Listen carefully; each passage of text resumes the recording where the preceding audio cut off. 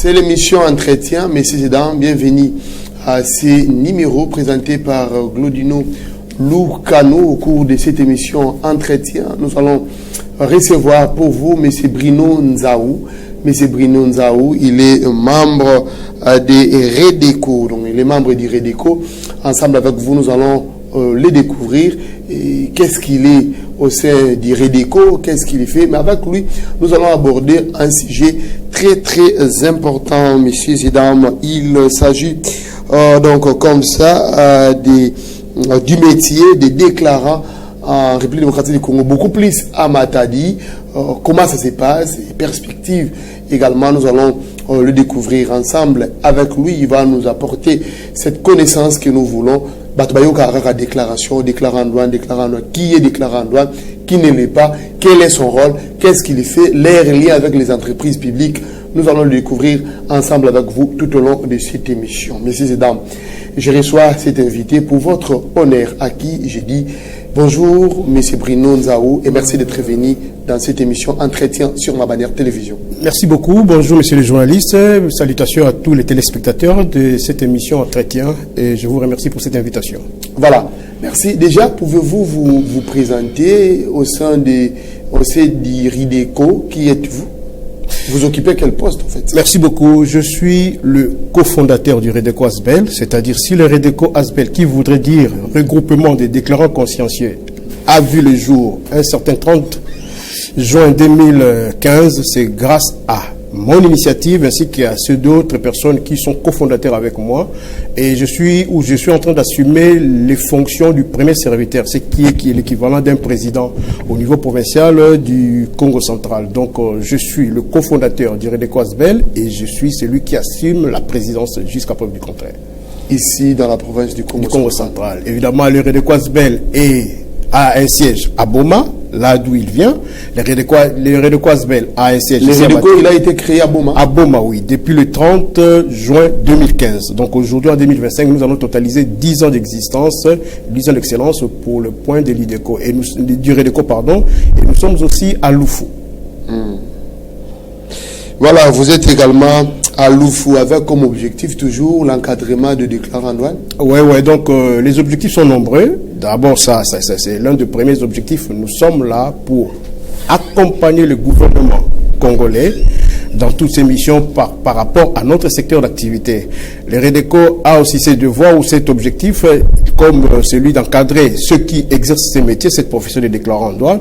Et nous avons tant d'autres missions et objectifs que nous poursuivons dans notre secteur, bien entendu. Voilà, on va entrer maintenant dans le vif du sujet. Qui on peut appeler déclarant en douane et quelle est réellement sa mission ou son rôle dans l'exercice ou dans l'opération de l'exportation et importation? Un déclarant en douane, de par la loi, c'est-à-dire par rapport au code de douane, qui est une loi promulguée par le chef de l'État, je crois que c'est en son article... C'est la loi numéro combien? La loi, je crois, c'est la loi 012. Si je ne me trompe pas, je vais vous montrer ça. C'est un décret promulgué par le chef de l'État qui stipule le code de douane. Je crois que par rapport à ça, je voulais dire ceci. Les déclarants en douane, selon la loi, comme je l'ai dit, ce code de douane, en son article 5, alinéa 8, le définit comme étant la personne qui fait la déclaration en douane. Donc, la déclaration des marchandises, un homme qui exerce ce métier, c'est celui qu'on appelle déclarant. Et cela voudrait dire tout simplement que l'homme qui fait ce travail, c'est ce qu'on appelle aussi auxiliaire de douane, c'est lui qui a été agréé par celui-ci, c'est-à-dire par la douane ou par celle-ci, pour accomplir des formalités douanières pour le compte des tierces. Je peux prendre un exemple comme vous êtes là, vous êtes opérateur économique, vous pouvez importer ou exporter, vous aurez besoin de faire appel à un déclarant. Merci beaucoup. Déclaration, déclaration en douane, les animes. La déclaration, d'abord, déclaration ezali ndengozo comme en français. Déclaration ezali comme maba information liée à la marchandise lié à la provenance, lié à la prix dans montant au basombeli yango, koya ko présenter yango na service ya l'état wa bengi douane. Donc yo ce que vous avez l'opérateur économique aux huit bilo ko sombi à l'étranger. Pour na côte à la frontière nationale, la carte étendue ya mboka na biso, au singeli opesa ba information lié na marchandise wana. Alors mutu ko sala lo musala yende ba benga ka déclarant. Déclarant ko zo ba information ou te pa na yo ebepsi ko sombaki biloko, biloko ni sombaki, montani ni sombaki, yo bisikani ni utaki et déclarant azali wana pona koya ko mema, ko présenter ba information na service ya douane, ya ba bengi déclaration. C'est-à-dire vous déclarez les informations liées à la marchandise et wana tant vous avez déclaration, une bonne déclaration et que ça là et que faire en sorte que le service à l'état ils allaient la frontière notamment la douane qui est la service maîtresse aïe par rapport à marchandise l'état sengeli azwa combien a taxé nini pona à côté ça la libengane to bengi trésor public etc. Et il y a des marchandises qui sont prohibées, c'est-à-dire il y a ces marchandises quand vous la présentez devant la douane non ces marchandises ne peuvent pas entrer, ce sont des marchandises prohibées. Donc on a poussé, je crois je peux dire ça dans Lingala Bongo. Donc la déclaration c'est le métier et le déclarant c'est la personne qui exerce le métier. Et vous avez dit tout celui qui exerce ce métier est appelé déclarant en douane. Toute personne qui exerce ce métier est appelé déclarant en douane. Non, je dirais non. Pourquoi? Parce qu'un déclarant en douane c'est un professionnel, c'est celui qui a été formé, celui qui est attitré et qualifié à exercer ce métier. Il y a beaucoup de gens qui exercent ces métiers sans pour autant être les déclarants en douane, ce que nous appelons péjorativement des sorteurs de marchandises. Donc mutu oyo kakapo na nzunzu na ye kakapo aza na relation na niveau ya baport na niveau ya bandeko na ye aza na frère aza douanier ou soit aza na bandeko ba importaka mingi et à s'improviser, c'est-à-dire ce sont des gens qui font ces métiers sans pour autant connaître baténan. Il y a une formation qu'il faudrait suivre. Il y a une formation, mais c'est toute une science. C'est un métier qui s'apprend. Ce n'est pas un métier qui s'improvise, sans formation ni préparation. Ça qui était des douanes axes, c'est ça. Justement, il y a plusieurs. Il y a aussi la déclaration elle-même, c'est toute une formation, c'est toute une option qui existe. Donc, on est formé comme déclarant en douane, c'est-à-dire on a la matière, on maîtrise la loi par rapport à la loi douanière, comme on a dit le code de douane, on maîtrise les réglementations en vigueur, on maîtrise. Il y a plusieurs textes qui régissent ce secteur de métier qui est la déclaration de marchandises. Aujourd'hui, Matadi, il y a prolifération, s'il faut le dire. Tout le monde est devenu déclarant. Tout le monde se fait appeler déclarant. D'un côté, les déclarants formés veulent également faire une différence entre le déclarant et certaines personnes les appellent de marcheurs. Comment pouvez-vous faire cette différence? Merci beaucoup. Je vais préciser une chose. Un démarcheur, c'est un déclarant en devenir. C'est-à-dire c'est quelqu'un qui est formé, mais qui va devenir un jour, s'il s'applique bien, s'il ajouterait la perfection dans son travail ou le professionnalisme pour devenir un déclarant. Mais cette catégorie de personnes à laquelle vous faites allusion, ils allaient juste battre oyo, bazali kosala musala de manière abusive. C'est-à-dire, mutu oyo a eu formation te. Mutu oyo a ni la éthique, ni la déontologie, a yé ko s'improviser dans le secteur à déclarant en douane. Différence, c'est ali kakakoye bakenon, celui-ci connaît comment faire une déclaration de marchandises, tandis que l'autre non. Et aujourd'hui, avec la digitalisation, disons l'informatisation du système douanier au Congo, cela a favorisé beaucoup de personnes pour qui, dans le temps passé, quand le système était encore manuel, ne pouvaient pas s'improviser comme déclarant en douane. Parce que ça demande la réflexion, ça demande de l'intelligence, ça demande des connaissances, ça demande des techniques. Et pour faire une déclaration exacte, pour pouvoir positionner des marchandises, il faut savoir. Moi, je veux vous dire, comme vous êtes là, ce que vous portez là, ce sont des codes SH qui vous portez. Ils montrent à un code. La chaînette que vous avez, la bague que vous avez, la chemise, le pantalon, même vos chaussures ont des codes. Mais si vous n'êtes pas déclarant en douane, comment vous pouvez faire la classification de ces marchandises s'il faut les présenter devant la douane? Donc, il faut connaître le métier. Mais malheureusement, aujourd'hui, nous avons des personnes, Bazali, qui s'improvisent dans le secteur Ango, à y éviter, mais ça, c'est ma bague à forme. Il vient, il a l'argent, il a des connaissances, il vient, bon, il cherche peut-être un déclarant qui pourra peut-être l'aider ou soit on les appelle comment, les agents de saisie qui fait la saisie dans Sidonia et puis lui va au port, il fait sortir la marchandise. Bon, comme la marchandise du déclarant va sortir ainsi que la marchandise du sorteur de marchandises vont sortir, toutes les deux ils sont confondus sur le terrain, mais les déclarants existent et les kamikazes aussi existent. Vous êtes aussi un déclarant? Moi je suis déclarant. Formé au kamikaze? Formé, qualifié et attitré. Voilà, formé, qualifié et attitré. Alors pourquoi cette concentration des déclarants depuis un temps, Matadi? C'est lié à quoi cette situation? Là, j'étais en train de faire rire à un ami. Aujourd'hui, la déclaration à Matadi, ils ont le rôle à papa Kala, ceux qui moi à tangi classe bien, à l'ingi classe à Mobale, côté garage. C'est pratiquement ce qui se passe aujourd'hui avec la déclaration. Ce qui est regrettable, malheureusement, en fait, comme je l'ai dit tantôt, cette prolifération est due premièrement par cette légèreté que nous, les associations, nous, les corporations, nous avons laissé faire les choses. C'est-à-dire que beaucoup de gens se sont improvisés. Il va sortir de la cité directement au port. C'est-à-dire que pour eux, c'est l'endroit où l'argent peut se gagner facilement. C'est ça le grand bémol, c'est ça le grand problème. Et puis cette concentration, comme vous le dites aussi, au niveau de Matadi, c'est aussi dû à un aspect qui est purement économique. Vous devez savoir que dans le Congo central, nous avons 2 ports internationaux. Il y a le port de Boma et les ports qui sont ici à Matadi. Mais depuis un certain moment, vous allez vous souvenir que le port de Boma n'est plus vraiment opérationnel comme c'était dans le temps. Alors, tous ceux qui exerçaient au niveau de Boma se sont versés vers Matadi. Il y a cette forte concentration à cause de ça. Et puis, ce que je vous ai dit, il y a cette libertinage par rapport à tous ces jeunes gens, toutes ces personnes qui, comme Outo Lobango, donc, ce cas, Moni Pesa, l'Ikambarosa, la cité Zate, Albon, n'a qu'un port. Et le lot, avec certains ports privés que nous avons ici, il n'y a jusque-là aucune réglementation pour les accès. Avec le port de l'Onatra, dans le temps, c'était avant que vous n'accédiez dans le port, il faut que vous soyez identifié, recommandé par pour réglementer cette profession, il faudrait compter sur l'accessibilité au port où il y a des restrictions, de mesures, il y a une loi qui fait des vous déclarants. La loi, elle est là. Et la responsabilité incombe à la douane qui, comme je l'ai dit dans mon introduction, qui a le devoir d'agréer un déclarant. C'est-à-dire la douane, la DGDA, qui est la Direction Générale des Douanes et Accises, n'a pas seulement comme responsabilité ou comme devoir d'agréer les commissionnaires en douane.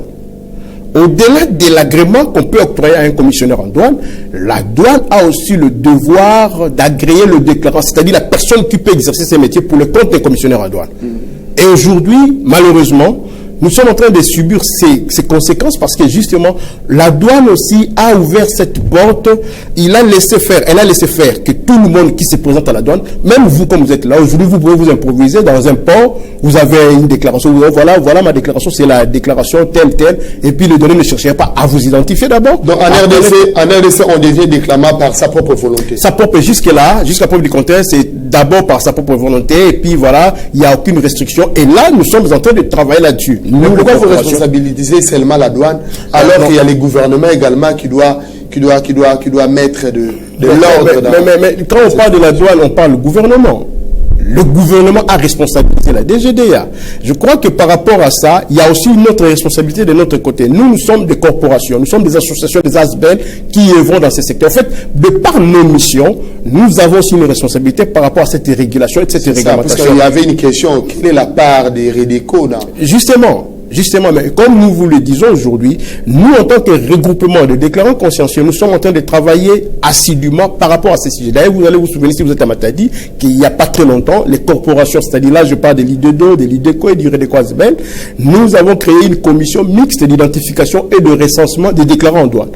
L'objectif, c'est quoi? C'est chercher à savoir qui exerce ces métiers, comment ils l'exercent. Nous avons eu à recevoir près de 2000 personnes, mais nous en avons retenu, je crois, 1280 personnes qui sont catégorisées, je crois, en 4 parties. Il y a des déclarants, il y a des démarcheurs, il y a des démarcheurs qui sont qualifiés, des démarcheurs qui doivent aller en formation, et puis il y a la 3e qui est en rouge, une catégorie de personnes qui étaient refusées par la simple raison, ou pour la simple raison que Bazali bateau biso ma corporation, tout Monique et Bazali, non seulement usurpateur, mais Bazali peut-être la qualité de ces métiers. Au début, c'est non, Bino Bozali transporteur, Bino Bozali salaire manutention, Bino Bozali militaire, Bino Bozali policier, Bino Bozali service tel, nous salaire pour la bibliothèque parce qu'il y a incompatibilité. Allez chercher ailleurs, nous ne pouvons pas vous recenser. Il y a aussi les services qui sont incompatibles à la déclaration. Mais mon frère, je crois que vous savez, ce secteur, c'est un secteur sensible. Un déclarant, c'est un grand monsieur, mais qui s'ignore aujourd'hui en RDC. Le déclarant en douane, c'est celui qui peut manipuler pour le compte des tiers, c'est-à-dire des opérateurs économiques, des montants colossaux à verser dans les comptes du trésor public ainsi que des services publics et privés. Alors, il y a de ces personnes qui ne peuvent pas être en même temps déclarant en douane en même temps douaniers, par exemple. Qui, par exemple, je comprends, il y a les Il y a militaires. les militaires, il y a les policiers, il y a les douaniers. Pas des avocats. Un avocat ne peut pas être déclarant en même temps. Il y a des services de renseignement, des services de... Même un agent de l'OCC ne peut pas être un déclarant en douane. C'est-à-dire qu'il y a un compatibilité. Un journaliste, c'est un métier libéral, ça je ne sais pas, je vais poser la question, mais je ne pense pas non plus qu'il y a ces restrictions. C'est une question, d'abord, il faut savoir, quand bien c'est un métier libéral, vous devez remplir les conditions, vous devez vous soumettre aux conditions qui sont exigées par ces métiers, par cette profession. Quelles sont ces conditions? Il faut revenir. La formation d'abord, c'est la première des conditions. La formation. Oui. Quand vous faites allusion, quand vous parlez de la formation, vous faites allusion à quoi? Je parle d'abord de 2 mois, 3 mois. Non, pas ça. Non, la formation spécifique. D'abord, il y a déjà ce qui est basique. Un professionnel dans ce secteur doit au moins être un licencié. Moi, je pense, à mon avis. Sinon, le minimum acceptable pour moi, ce serait peut-être un gradué, mais à la limite, un D6, ça pourra passer s'il a bien étudié. Parce qu'il y a des textes que vous devez lire, vous devez quand même comprendre, quand vous lisez une loi et savoir l'interpréter, il y a certains textes qui doivent être vraiment assimilés. Et quand vous n'avez pas un minimum acceptable pour la compréhension des textes, ça pose déjà un problème. Et à part ça, il y a aussi ce qu'il y a comme des formations spécifiques, notamment dans la déclaration de marchandises.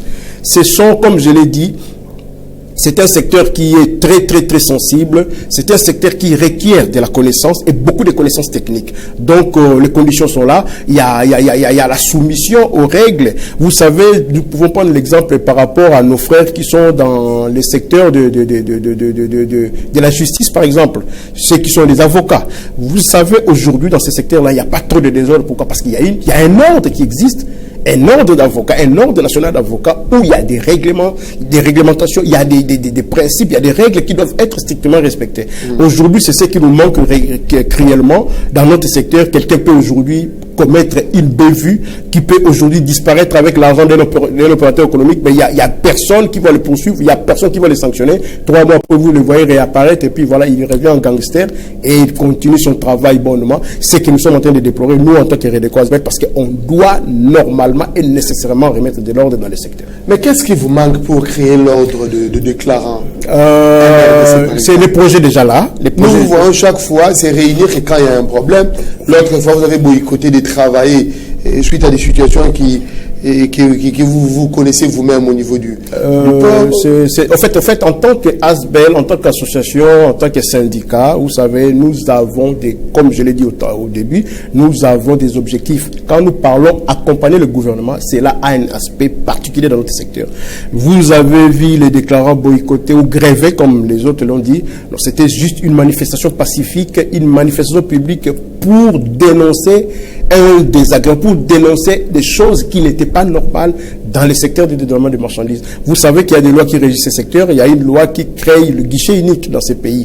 Et quand certains services de l'État, disons pas les services, mais certains animateurs de services au niveau provincial, qui ne veulent pas adhérer à la vision du gouvernement, nous, en tant qu'opérateurs dans le secteur, en tant qu'usagers dans le secteur, nous devons les dénoncer. Et quand nous parlons à voix basse, nous ne sommes pas écoutés, nous ne sommes pas entendus, nous devons porter haut et fort notre voix pour qu'elle soit entendue. Et vous avez suivi les résultats.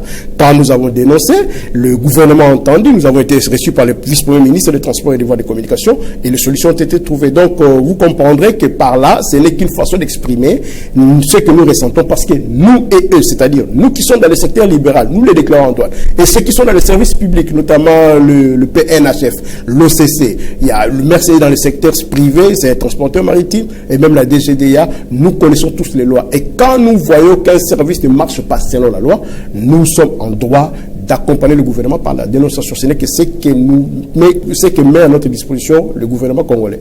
Mais je voudrais que vous puissiez répondre clairement à ma question. Qu'est-ce qui vous bloque de pouvoir mettre en place l'ordre de déclarant, par exemple? Non, il n'y a pas un vous blocage. pouvez facilement réglementer certaines choses, certains comportements de déclarants. Je l'ai dit, il n'y a aucun blocage là-dessus. Je vous informe déjà que le projet est maintenant là au Parlement. Ça n'a pas été facile. Vous savez, dans notre pays, pour avoir une loi au niveau du Parlement, il faut solliciter l'accompagnement des parlementaires qui sont les députés. Et le travail n'est pas gratuit. Vous devez comprendre que c'est un travail de longue haleine. Il fallait d'abord avoir le quitus de toutes les corporations, les associations qui existaient. Nous avons les UNADEDO, nous avons les IDEDO, les IDECO, les REDECO est là. Il y a Amahagi, dans d'autres provinces aussi, il fallait que tout le monde se mette autour d'un projet, d'un idéal. Avant ça, vous étiez en train de travailler en pêle-mêle. En pêle-mêle, c'est-à-dire que chaque province avait ses corporations. Nous, au Constantin, nous en avions 3. Nous avons l'IDEDO, l'IDECO et le REDECO qui viennent à 2015 ici. À Mahagi, il y a l'INADEDO. À Kinshasa, il y a l'IDEKIN, il y a le CODEKIN. Au Katanga, il y a l'INADEDO. Il y a en fait des associations, les unions, et nous nous sommes dit que nous devrions arrêter avec les unions, les associations, pour aller vers un ordre qui sera national. Là, la voix du déclarant sera entendue facilement et ça va peser. Et là, je vous dis, ce n'est pas impossible de le faire. Le projet dans le Parlement, nous sommes en train de militer pour ça et nous savons que dans un bref délai, sera déjà opérationnel. Et c'est là où nous invitons tous ceux qui exercent ces métiers de déclarants Antoine jusqu'à maintenant là. Quand bien même ils ont beaucoup de dossiers, quand bien même ils ont des conteneurs, des milliers de conteneurs à déclarer, ils doivent se former pour être éligibles quand l'ordre sera là.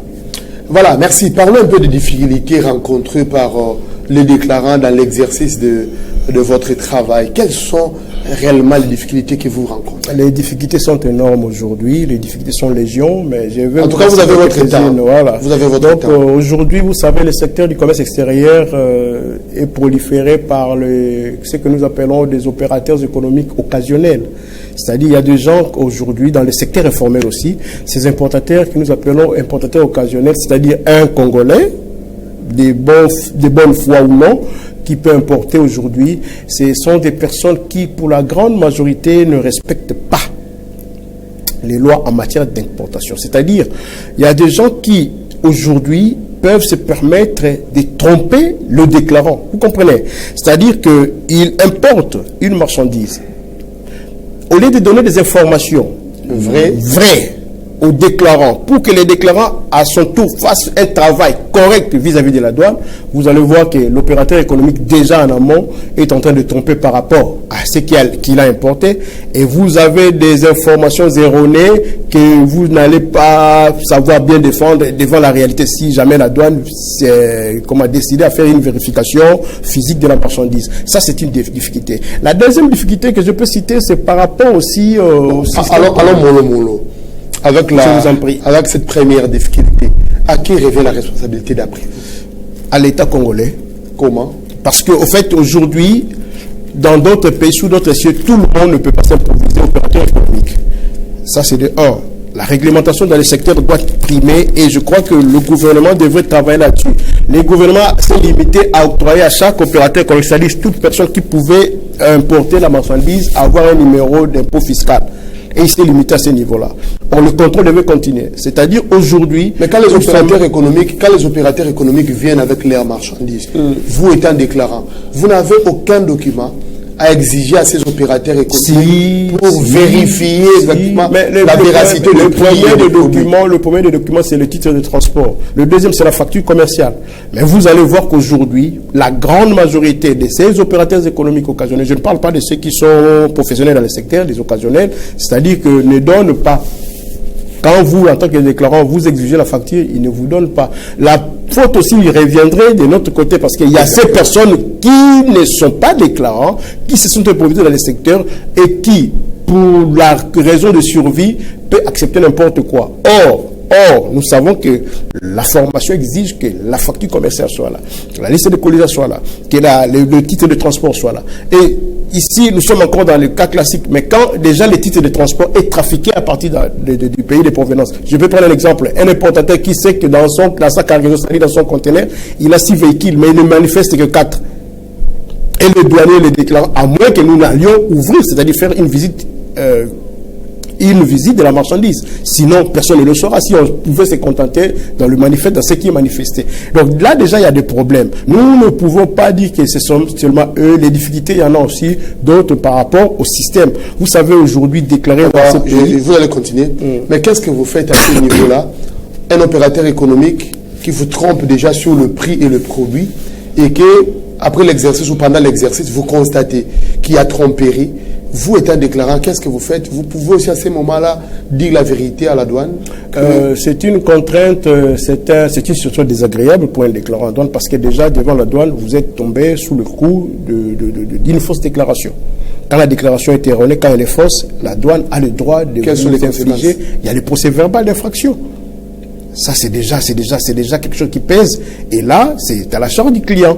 Ça, c'est les clients. Mais déjà, la réputation. C'est la charge des clients. Mais justement. Mais pas du déclarant. Pas du déclarant. Donc, moi, je suis déclarant. J'ai déclaré en fonction des informations que vous m'avez remises. C'est-à-dire, quand vous me donnez de mauvaises informations, les mauvaises informations ont des conséquences par rapport à ça. Mais il y a la réputation du déclarant qui est mise en cause par rapport à ça. Vous comprenez? Donc, il y a beaucoup de problèmes par rapport à ça. Nous pouvons aussi parler de l'environnement même de notre secteur. C'est-à-dire qu'aujourd'hui, le déclarant en douane fait face à beaucoup de défis à la frontière. Nous déplorons, moi personnellement, je déplore la... On parlera des défis, on reste dans des difficultés. Mais les difficultés, je crois que ça rime. Ça rime. Donc, là, nous sommes aujourd'hui en phase des personnes, ou soit des services qui ne veulent pas marcher selon la vision du gouvernement. Je prends l'exemple que j'ai cité tantôt là. Vous savez qu'il y a un guichet unique qui a été créé. C'est-à-dire que tout ce qui est taxe, tout ce qui est perception, tout ce qui est prélèvement, tout ce qui doit être perçu à l'occasion d'une importation ou d'une exportation, ça doit être fait dans le guichet unique. Mais vous allez voir que non, il y a certains services de l'État qui, après avoir récupéré des intérêts ou leurs intérêts dans le niveau du guichet unique, ils réclament encore d'autres montants en dehors du guichet unique, qu'ils appellent des excédents, des suppléments. Voilà, vous avez fait votre prétaxe en fonction de ce que le système vous a informé. Et non, voilà, par rapport à cette marchandise, puisque j'ai bien déclaré, je dois payer autant à l'État congolais à travers tel service, à travers tel service. Mais vous allez vous retrouver qu'après avoir payé ce qui est dû au trésor public, il y a encore d'autres caisses qu'il faut satisfaire. Ça pose des problèmes sérieux. Il y a une autre difficulté, c'est qu'il faut satisfaire, qui ne sont pas dans les guichets uniques. C'est-à-dire qu'en dehors du guichet unique, les perceptions existent encore jusqu'à ce jour. Ça dérange. Ça quoi? Ben justement, en fait, là, un service, je peux prendre un service comme le PNHF, le Programme national de l'hygiène aux frontières, qui jusqu'aujourd'hui est en train de faire en sorte qu'il y a certaines pénalités ou certains arrêtés qui ne sont pas configurés dans le système du guichet unique, mais qu'eux perçoivent en dehors du guichet unique, en main. Et si vous ne satisfaisez pas à leur demande, ils vous bloquent les marchandises. Vous comprenez, il y a tout ce qu'il y a comme pénalité. Quoi, par exemple? Ils vous demandent quoi? Mais je parle des taxes qui ne sont pas configurées. Il y a la taxe de la quarantaine des produits toxiques. Je peux vous prendre un exemple. Il y a une taxe qui serait réclamée pour le sel iodé, par exemple, le sel que vous mangez. Aujourd'hui, au Congo central, quand vous importez du sel iodé, le Programme national de l'hygiène aux frontières vous déclare une taxe parce qu'il s'est dit que ces produits-là, donc les sels de cuisine, seraient un produit d'origine toxique. Ce qui cadre pas avec la loi, ce qui est en contradiction avec certaines réglementations dans le pays. Donc tout cela, ça pose un problème et le déclarant est en train de subir tout cela. Il y a des difficultés liées au système informatique de certains services. Aujourd'hui, nous avons Ségus. Vous savez, les services là du guichet unique et du commerce extérieur, vous pouvez avoir terminé le travail, mais voilà, le signal ne va pas chez le concessionnaire. Vous vous trouvez 2 fois, 3 fois, non, le signal ne va toujours pas. C'est-à-dire qu'il y a des problèmes, c'est-à-dire que l'outil informatique n'est pas encore... Ça, j'entends parler trop, pas de connexion. Voilà. Tu es où? Non, mais je suis encore en ville, de connexion à passer. Voilà, signal les aucun détail. C'est quoi cette histoire? En fait, il y a un système avec le guichet unique intégral. Il faut que le service de l'État du commerce extérieur envoie le signal au niveau du concessionnaire pour que la marchandise puisse être sortie, pour que la marchandise soit libérée. Et aujourd'hui, vous pouvez avoir fini la procédure, mais voilà, lui aussi de son côté, peut-être l'agent fait son travail, il envoie le signal, mais à cause des défections au niveau du système informatique, ça n'arrive pas et le déclarant paye le prix fort. Parce que là, il va tournoyer, c'est un problème technique. Et il y a un problème technique, au fait, qui est préjudiciable, parce que quand c'est technique, mais les concessionnaires ne vous laissent pas, vous avez des pénalités à payer, parce que quand un jour passe chez MGT, en dehors des jours de franchise, vous payez les pénalités, c'est $25 par jour. Il y a plusieurs difficultés que les déclarants, plusieurs difficultés que les déclarants rencontrent. Il y a des difficultés liées aussi à ce que j'appellerais, c'est-à-dire l'homme. Le facteur humain, il y a certains agents de l'État qui, au lieu de faire le travail correctement, mais sont là pour rançonner, pour monnayer le service, je ne sais pas, donc vous comprenez le système, et là, le déclarant doit faire face à ça. Mais nous faisons avec, nous cherchons à ce que tout le monde puisse comprendre, et le déclarant, et leur vis-à-vis, c'est-à-dire les agents de l'État, puissent comprendre que ce que nous faisons aux frontières, si nous le faisons pour la République, et nous devons devenir des patriotes. Je voudrais faire un retour en arrière. Et vous avez dit qu'il y a 2 documents que vous exigez auprès des opérateurs économiques. Il y a la facture, c'est ça? La facture commerciale. La facture commerciale, et puis il y a le titre de transport. Il n'y a pas seulement des documents, il y a plusieurs documents. Il y a certains marchandises. Le BEL, le titre de transport. C'est ça le BEL. Titre de transport que l'opérateur économique obtient où? Auprès de son agent maritime, auprès du chargeur. C'est la personne qui a fait ça. En fait, là, nous sommes dans le secteur du transport de marchandises. La personne qui a transporté la marchandise du pays de provenance jusqu'au pays de destination doit donner à son client un titre de transport. C'est-à-dire que j'ai transporté telle cargaison dans mon navire. Si dans le transport ferroviaire, là on parle de lettres de transport, je crois. Si dans le secteur du transport aérien, là on parle de lettres de transport aérien, etc. etc. Donc là, c'est le document qui est octroyé par le transporteur, qui donne au client. C'est-à-dire, quand vous faites charger vos marchandises auprès d'un transporteur international, bien sûr, il vous doit ce titre-là. Et les titres renseignent toutes les informations sur la cargaison transportée. Et si, déjà au départ, au niveau du chargeur, les titres étaient erronés, les transporteurs vous amènent et vous remettent ça, vous comprenez un peu. Et ça va biaiser toute la suite de la procédure parce que les informations qui doivent être reprises sont celles qui sont sur le titre de transport. Et perspective, qu'est-ce que vous exigerez au gouvernement congolais pour la bonne marche de votre travail? Primo, nous exigerions au gouvernement de faire comme les autres pays font. C'est-à-dire que tous les secteurs doivent être réglementés. Et notre secteur de la déclaration de marchandises doit être réglementé dans ce sens qu'il doit rentrer dans l'application efficiente des lois qui existent déjà. Le secteur aujourd'hui est prohibé et or, les déclarants en douane en soi jouent un rôle crucial. Nous aimerions qu'à travers la DGDA, le gouvernement puisse reconnaître le rôle du commissionnaire en douane et le rôle du déclarant en douane. Parce que ça encouragerait celui-ci ou ces derniers à bien accomplir leur métier. Ici, je suis en train de voir aujourd'hui, par exemple, nous sommes appelés commissionnaires en douane, c'est-à-dire ceux qui sont patrons des agences ont payé des cautions pour être commissionnaires en douane. Mais quand la commission ne vient pas, si aujourd'hui, par exemple, nous, en tant que déclarants, ce serait l'un des chevaux de bataille que nous allons mener quand nous deviendrons un ordre, il faudrait que même les honoraires du déclarant en douane soient repris, soient récupérés directement dans le guichet unique. Ce serait une bonne chose. Comme ça, tout déclarant où il est, il sait que s'il mobilise sérieusement les recettes pour l'État, sa récompense sera aussi énorme. Sa rémunération, ses honoraires seront aussi énormes. Ça, c'est de 1. La sécurisation dans les secteurs. Nous aimerions que le gouvernement puisse accompagner les acteurs dans les secteurs. On a besoin d'un ordre pour que nous puissions avoir un poids sur le plan national. Mais il y a déjà des associations qui existent. Une association qui accomplit bien son travail, qui fait un travail d'encadrement, d'accompagnement sérieux. Un commissionnaire, un regroupement par exemple comme le nôtre, qui travaillons dans la dénonciation des choses qui fâchent ou qui énervent les lois de la République, devait être soutenu par le gouvernement, devait être accompagné. Mais malheureusement, vous allez vous rendre compte qu'il nous arrive, surtout nous les Redécois, qui écrivons à tout moment, vous pouvez saisir les autorités pour dénoncer un fait réel qui ternit l'image de la République démocratique du Congo. Mais malheureusement, le gouvernement, à travers la personne ou l'autorité que vous avez adressée là, à la requête, ne réagit pas. Et vous vous sentez vraiment affaibli, vous dites, mais finalement, c'est quoi? Finalement, est-ce que ce système, il y a aussi ces problèmes ou cette problématique de la corruption de certaines personnes, de certaines autorités aussi qui ils voient le mal est dénoncé, mais sous base de quelques billets de banque, ils ferment les yeux sur une irrégularité ou une violation de la loi, mais il s'est fait facilement corrompre. Et ça, ce sont des choses qui font très mal dans le cœur d'un patriote qui serait déclaré en douane.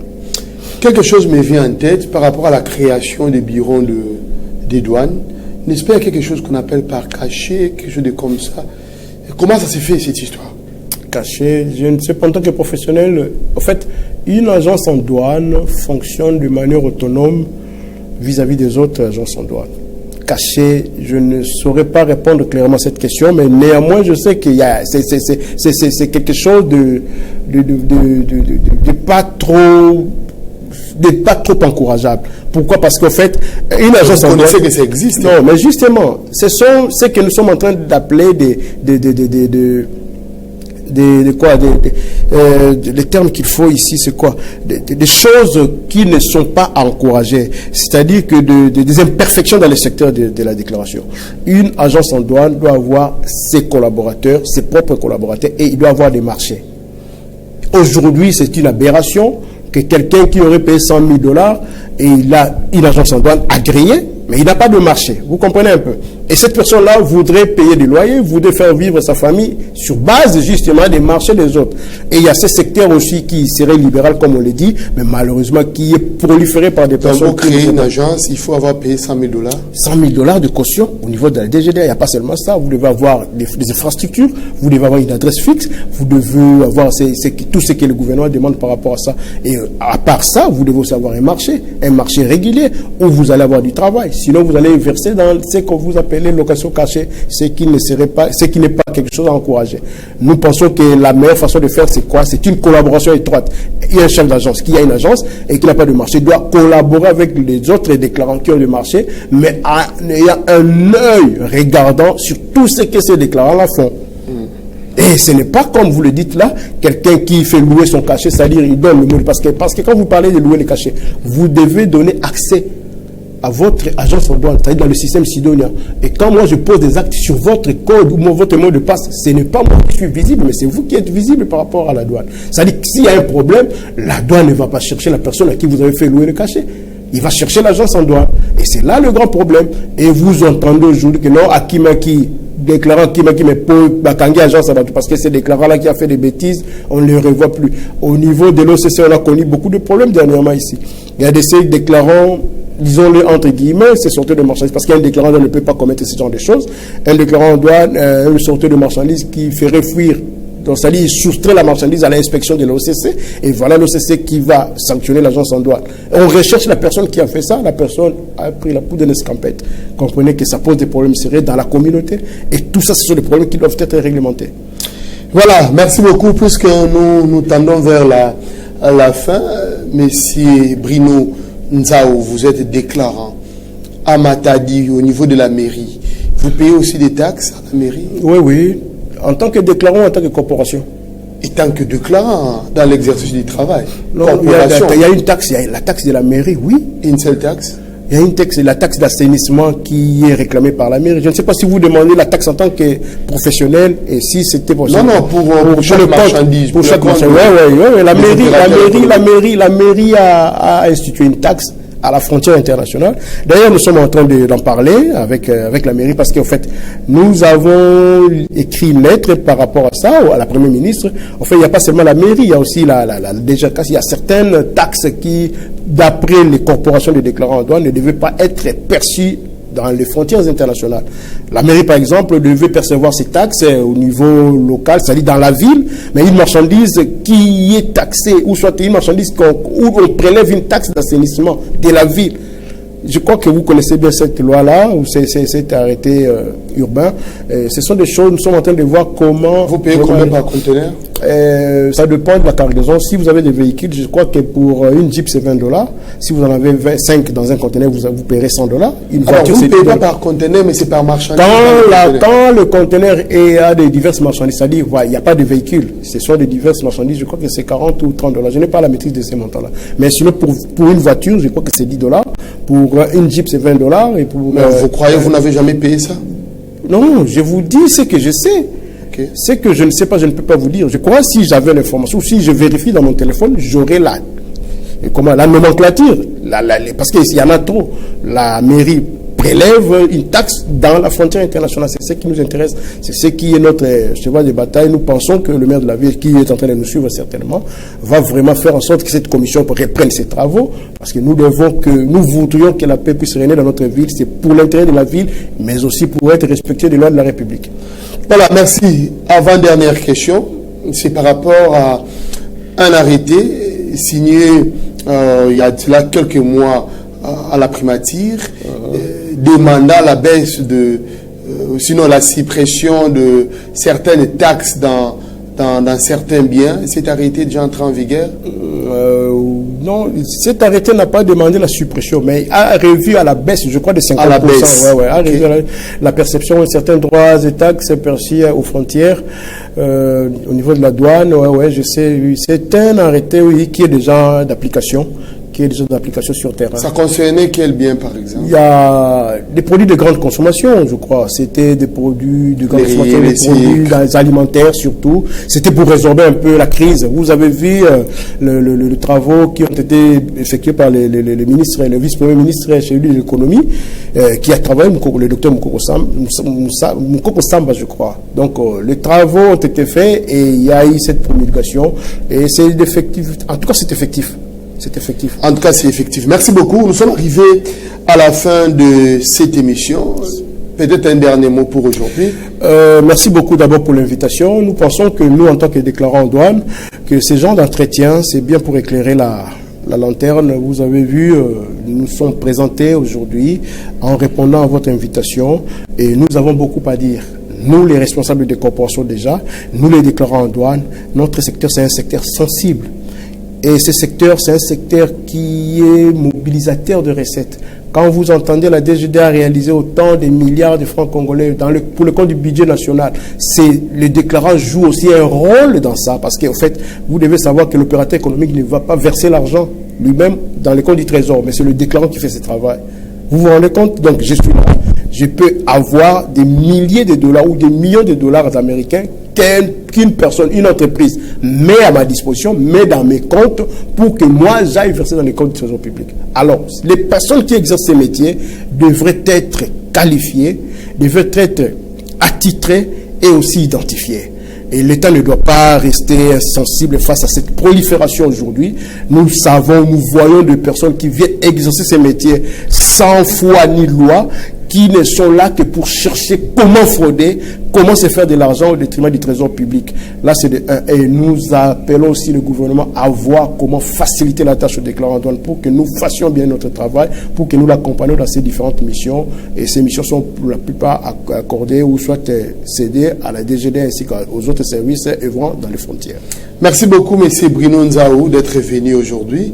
Vous avez répondu à notre invitation. C'était pour l'intérêt de nos téléspectateurs, des publics matadés de la province du Congo central, afin qu'ils aient connaissance sur cette notion de la déclaration en douane. En tout cas, nous vous en remercions. C'est moi qui vous remercie, monsieur le journaliste. Merci beaucoup, messieurs et dames. Nous sommes arrivés à la fin de cette émission. Merci de nous avoir suivis et nous nous retrouvons très prochainement pour un nouveau numéro pour le compte de cette émission Entretien. D'ici là, portez-vous bien et surtout, bonne suite des programmes chez vous. Je rappelle que vous nous avez suivis à la radio et à la télévision. Très chers auditeurs et téléspectateurs, merci. Au revoir.